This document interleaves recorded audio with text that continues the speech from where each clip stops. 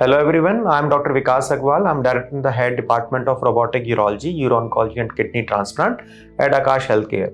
तो आज हम बात कर रहे हैं एक कॉमन समस्या की, जैसे जैसे एज बढ़ती है पुरुषों में उनका प्रोस्टेट ग्लैंड बढ़ता है और उसकी वजह से जो तकलीफें होती हैं उसमें से कॉमन है कि पेशाब धीरे आना, बार बार आना, रात को उठना कई बार पेशाब करने के लिए, या फिर आपको करने के बाद भी ऐसा लगता है कि पूरा पेशाब नहीं उठ रहा है। तो यही सब जो प्रॉब्लम होती है उसको लेके काफ़ी पेशेंट्स हमारे पास आते हैं।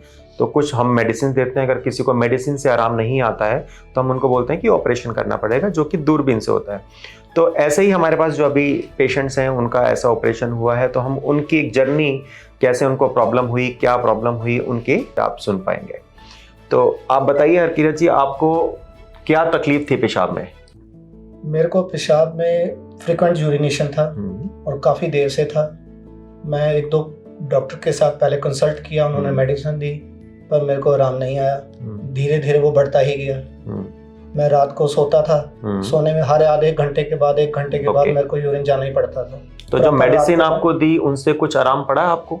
नहीं, आराम नहीं पड़ा। मेरे को एक्चुअल प्रॉब्लम बढ़ती ही जा रही थी। हाँ जी। तो मेरे किसी रिलेटिव ने आपके बारे में बताया, तो मैं यहाँ आया। पहले तो मेरे को बहुत डर लग रहा था कि ये ऑपरेशन होगा, कैसे होगा, सर्जरी होनी है, कितना टाइम लगेगा। पर आपसे कंसल्ट करके मेरे को बहुत अच्छा फील हुआ। आपने बहुत पोलाइट और अच्छे आराम से समझाया मेरे को हर एक चीज़ के बारे में।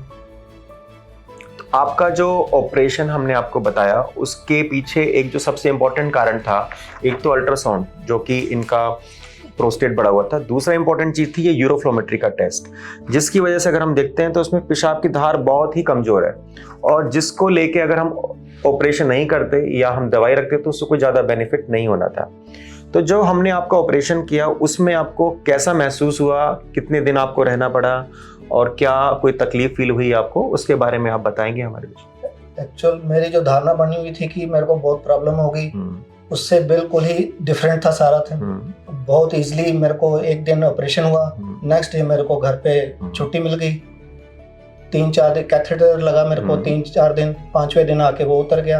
आपने यूरोफ्लोमेट्री कराया, उसका फ्लो बहुत ही अच्छा था। 3 वीक और लगे हैं मेरे को, और मैं टोटल रिकवर हो चुका हूँ, कोई प्रॉब्लम नहीं है मेरे को। ठीक है। तो जैसा आपने सुना कि जो पेशाब का फ्लो है, जो पहले बिल्कुल धीरे आता था, वो बहुत तेजी से आ रहा है, जिसकी वजह से पेशाब की थैली पूरी खाली हो पा रही है और इनको बार बार भी नहीं जाना पड़ रहा पेशाब के लिए। तो ये कॉमन हमको लगता है कि ऑपरेशन कराएंगे तो पता नहीं क्या होगा। जो आज की डेट में लेटेस्ट टेक्नोलॉजी है, जिसको हम एंडोस्कोपिक ऑपरेशन करते हैं, बिनाइन एनलार्जमेंट ऑफ प्रोस्टेट का, जिसमें कोई चीरा कट नहीं आता है, पेशाब के रास्ते ही दूरबीन जाता है और लेजर के माध्यम से जो बड़ा हुआ प्रोस्टेट होता है उसको काट के निकाल देते हैं। और जैसे आपने बताया कि अगले दिन ही छुट्टी हो जाती है, और पूरे होश में रहे थे आपका जब कोई दिक्कत हुई? डॉक्टर साहब ने कहा था ऊपर स्क्रीन पे देखो आप, मैं पूरा देख पा रहा था क्या हो रहा है ऑपरेशन में। ठीक है। तो सब कुछ कॉन्शियस एनेस्थीसिया होता है, यानी कि आपका सिर्फ नीचे के भाग को सुन करते हैं और उससे ऑपरेशन करते हैं, और कोई आपको ऐसे तकलीफ नहीं होती ऑपरेशन के दौरान। और 3 से 4 दिन के बाद जब नलकी निकलती है उसके बाद धीरे धीरे आपका इम्प्रूवमेंट होना चालू होता है। तो आप जिस टाइप की प्रॉब्लम लेके आए थे, आपके भी काफ़ी सारे रिलेशंस में, आपकी एज ग्रुप में काफ़ी लोग होंगे, उनके लिए आप कुछ ऐसा कुछ कहना चाहेंगे कि आप क्या करें अवॉइड करने के लिए या ट्रीटमेंट के लिए, जो आपका अपनी जर्नी रही? तो मैं तो ये बोलना चाहूँगा, जो मैंने गलती की वो कोई दूसरा ना करे। अगर उसको प्रॉब्लम है तो उसको जरूर कराना चाहिए ये ऑपरेशन, और बहुत ईजिली है। और डॉक्टर साहब वेरी काइंड एंड पोलाइट हैं, जिन्होंने मेरे को इस चीज़ से निकाला। I am very thankful to him. चलिए, सो सभी देखने वालों से हम यही कहना चाहेंगे कि ये एक प्रॉब्लम है जो एज के साथ होनी ही है, किसी को कम, किसी को ज़्यादा। अगर कम प्रॉब्लम है तो हम दवाइयों से उनका इलाज कर सकते हैं, बट अगर प्रॉब्लम बहुत ज़्यादा है तो हमको सर्जरी अवॉइड लंबे टाइम तक नहीं करनी चाहिए। अगर इंडिकेटेड है तो करनी चाहिए, और टाइम रहते अगर आप अपना इलाज करवाते हैं तो उससे बेनिफिट भी आपको उतना ही ज़्यादा होता है। Thank you very much.